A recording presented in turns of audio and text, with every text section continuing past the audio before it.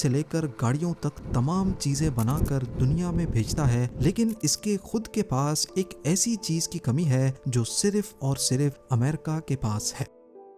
2 अप्रैल 2025 को American president Donald Trump white house में एक बहुत बड़ा रेट कार्ड लेके मीडिया के सामने आते हैं। इस रेट कार्ड में कुछ कंट्रीज के नाम और आगे उनका टैरिफ रेट लिखा था। प्रेसिडेंट ट्रंप ने एक एक करके तमाम कंट्रीज का रेट पढ़कर सुनाया और उसके साथ ही पूरी दुनिया में एक खौफ की लहर फैल गई। अमेरिका समेत पूरी दुनिया की स्टॉक मार्केट्स क्रैश कर गई, क्योंकि ये इशारा था एक बहुत बड़ी जंग का। एक ऐसी जंग जहां हथियार होगा पावर और उस हथियार का एम्यूनेशन होगा पैसा। जी हाँ, इसे हम ट्रेड वॉर या टैरिफ वॉर भी कह सकते हैं। डोनाल्ड ट्रंप ने एक ऐसी इनडायरेक्ट चाल चली जो दुनिया की सबसे ताकतवर ट्रेड कंट्री चाइना को घुटनों के बल लाकर खड़ा कर सकती है। अगर ये ट्रेड वॉर होती है तो इसमें किसका पलड़ा भारी होगा, चाइना या फिर अमेरिका? ज़ेम टीवी की वीडियोस में एक बार फिर से खुशामदीद। नाजरीन, इस मामले को सही से समझने के लिए हम पहले टैरिफ के बारे में जानते हैं। ज़्यादातर लोग ये समझ रहे हैं कि शायद टैरिफ दूसरी कंट्रीज़ पर लगने वाला कोई टैक्स है, पर असल में ये एक तरह की इंपोर्ट ड्यूटी है जो सिर्फ अमेरिका में इंपोर्ट होने वाले प्रोडक्ट्स पर लगेगी। यानी अगर अमेरिका ने इंडिया पर 26% का टैरिफ लगाया है तो इसका मतलब है कि जो प्रोडक्ट्स इंडिया से आएंगे उन पर अमेरिका में 26% का टैक्स लगाया जाएगा। इसी तरह डोनाल्ड ट्रंप की लिस्ट के मुताबिक पाकिस्तान पर 29% का टैरिफ लगा और लिस्ट में सबसे ऊपर चाइना का नाम लिखा था जिस पर 34% टैरिफ लगा।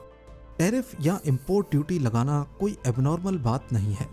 हालांकि इसी लिस्ट में देखा जाए तो इंडिया ने अमेरिका पर 52%, पाकिस्तान ने 58% और चाइना ने 67% का रेट ऑलरेडी लगाया हुआ है।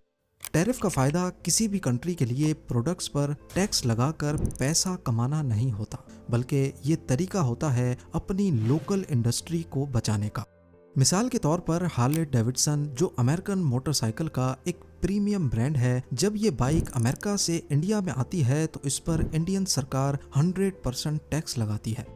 मान लें कि हार्ले डेविडसन के किसी मॉडल की प्राइस 1.5 लाख है और अगर इंडिया में इस पर टैक्स नहीं लगाया जाता तो ये बाइक इंडिया में लोकली बनने वाली रॉयल एनफील्ड की कीमत पर ही मिलने लगेगी।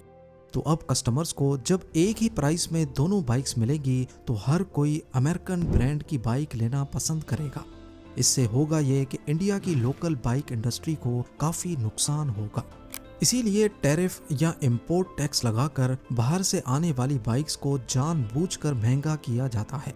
इसके कई फायदे सामने आते हैं। एक तो लोकल इंडस्ट्री चलती रहती है, दूसरा फॉरेन एक्सचेंज की बचत भी होती है, क्योंकि जाहिर है जो अमेरिकन बाइक इंपोर्ट करेगा उसे घूम फिर कर US डॉलर ही अमेरिका भेजने होंगे और ये US डॉलर इंडिया की फॉरेन करेंसी की सेविंग्स में कमी पैदा करेगा।